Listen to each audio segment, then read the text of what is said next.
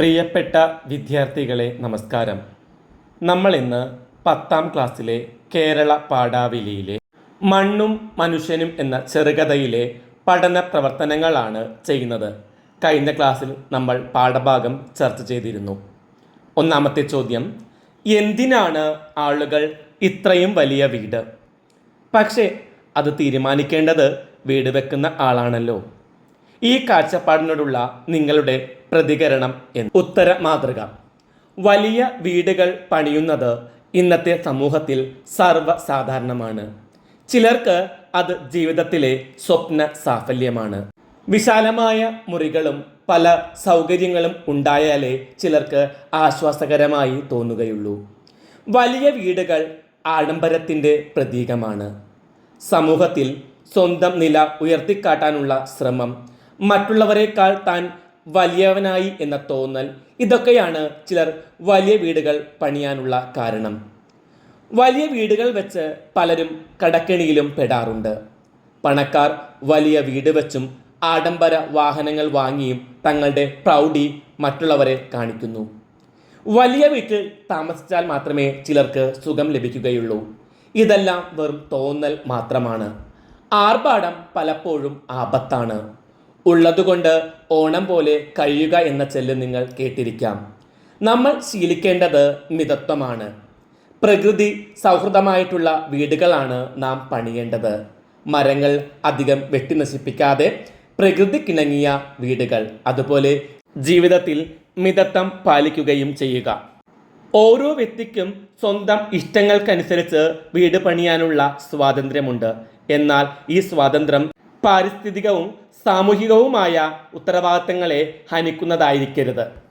രണ്ടാമത്തെ ചോദ്യം, മായാൻ പോകുന്ന സൂര്യൻ വൃക്ഷത്തലപ്പുകളിൽ മഞ്ഞയും ചുവപ്പുമൊക്കെ വാരി വിതറുന്നതും നോക്കി ഞാനിരുന്നു. അന്തിവെളിച്ചം പൂർണ്ണമായും മായാൻ പോവുകയായിരുന്നു.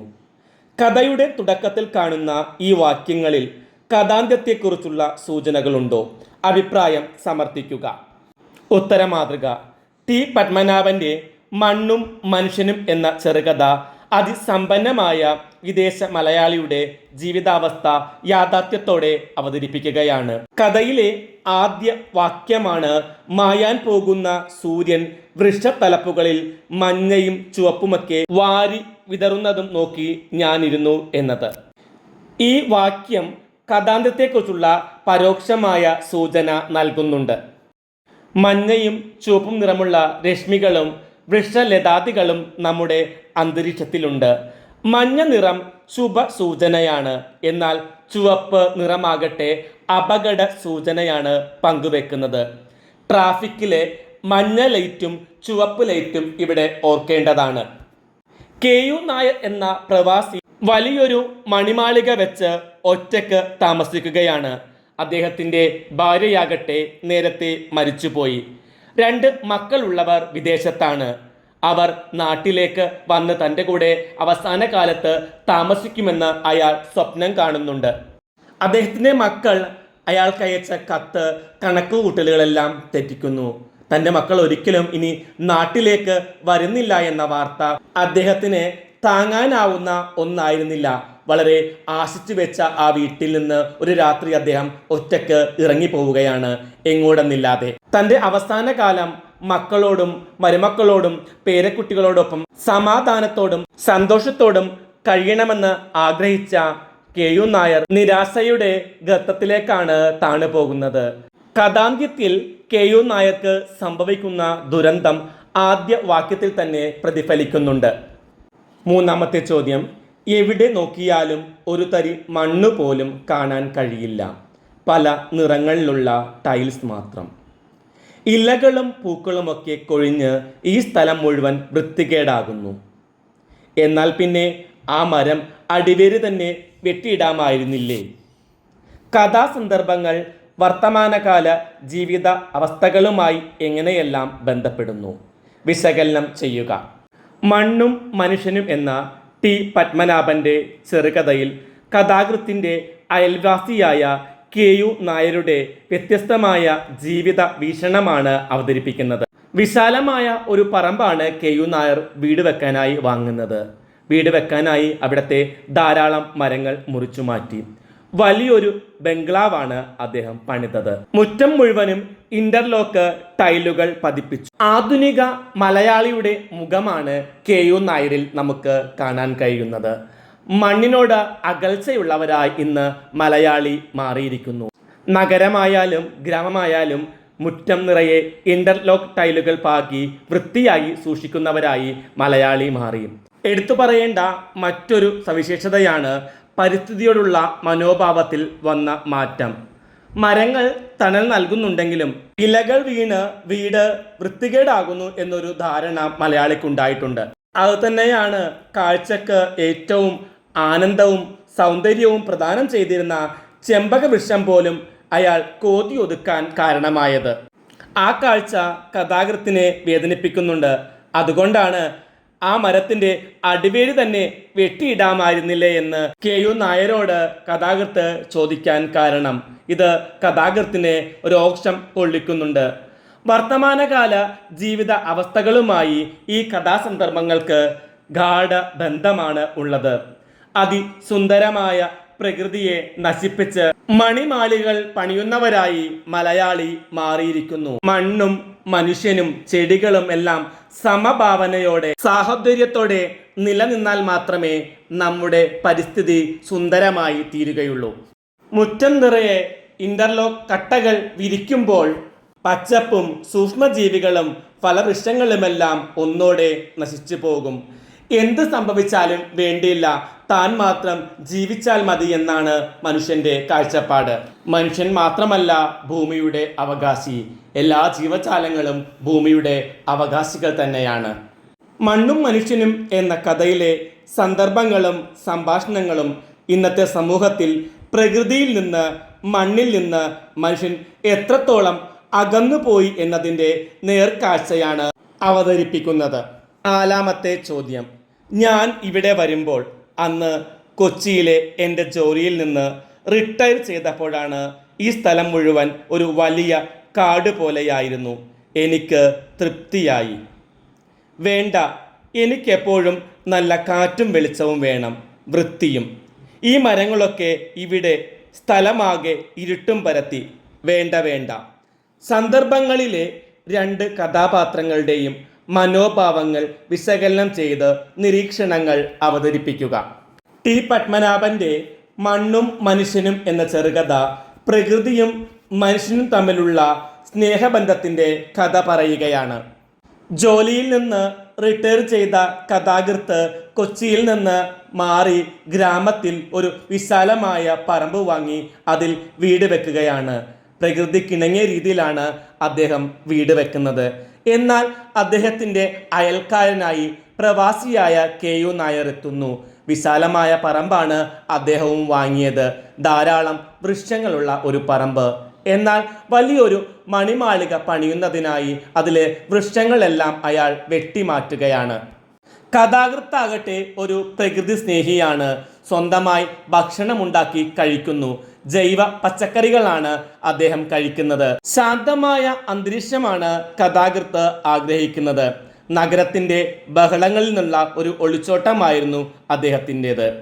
പ്രകൃതിയോട് ഇണങ്ങി ജീവിക്കാൻ അദ്ദേഹം കൊതിക്കുന്നു. മരങ്ങളെയും വള്ളികളെയും പൂക്കളെയും അദ്ദേഹം ആസ്വദിക്കുന്നു. പുസ്തകങ്ങളെ സ്നേഹിക്കുന്ന ഏകാന്തതയിൽ സന്തോഷം കണ്ടെത്തുന്ന ഒരു വ്യക്തിയായിരുന്നു അദ്ദേഹം.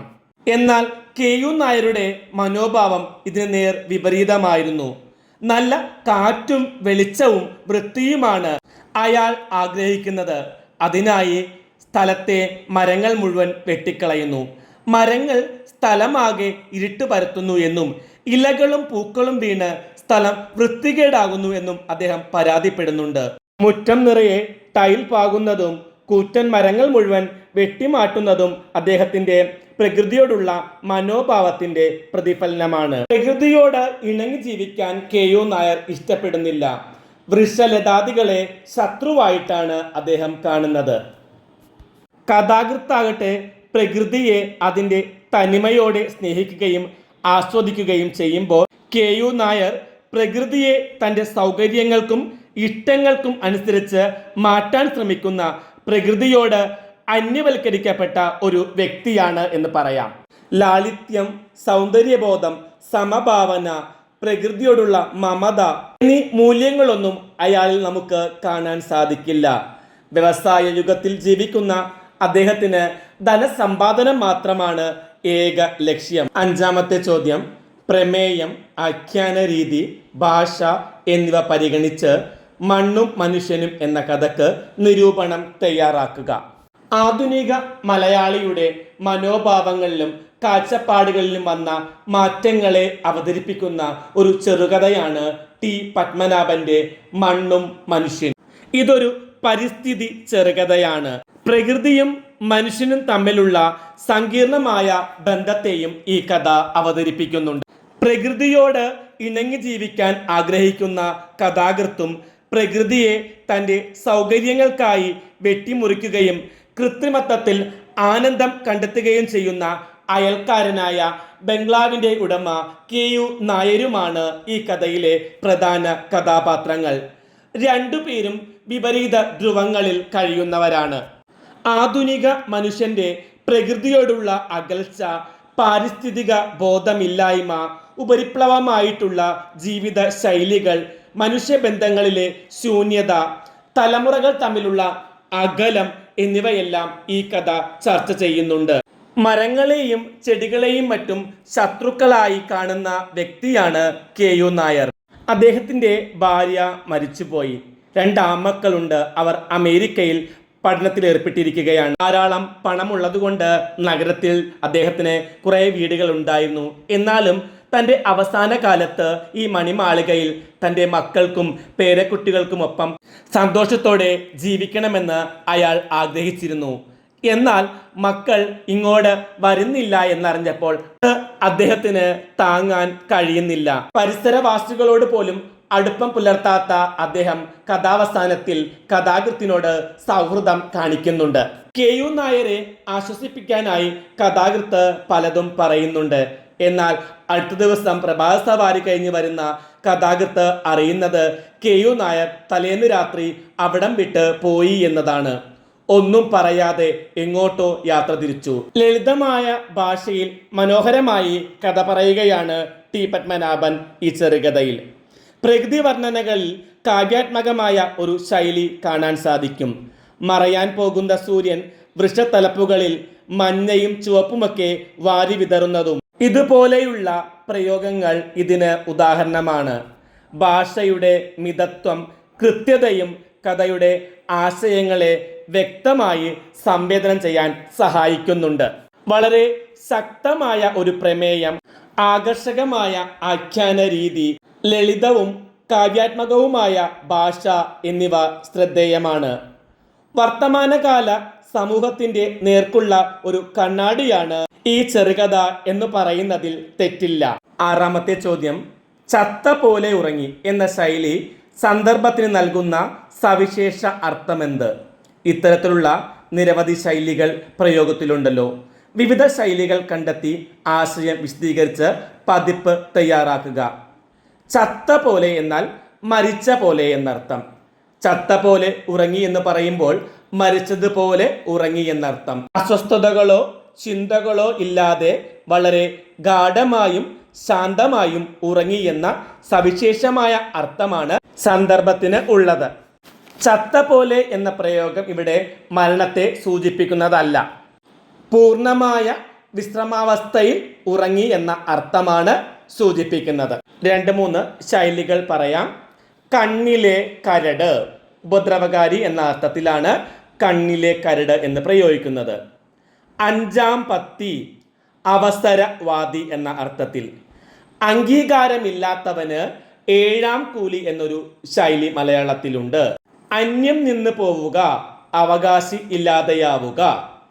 അതുപോലെ തന്നെ 12-ാം മണിക്കൂർ, അവസാന നിമിഷം എന്ന അർത്ഥത്തിലാണ് ഉപയോഗിക്കുന്നത്. 7-ാമത്തെ ചോദ്യം, എത്ര തവണ ആ നല്ല മരത്തെയും അതിലെ പൂക്കളെയും നോക്കി ഞാൻ ഇവിടെ നിന്നിട്ടില്ല. ഈ വാക്യത്തിലെ നിന്നിട്ടില്ല എന്ന പ്രയോഗത്തിൻ്റെ സവിശേഷത ചർച്ച ചെയ്യുക.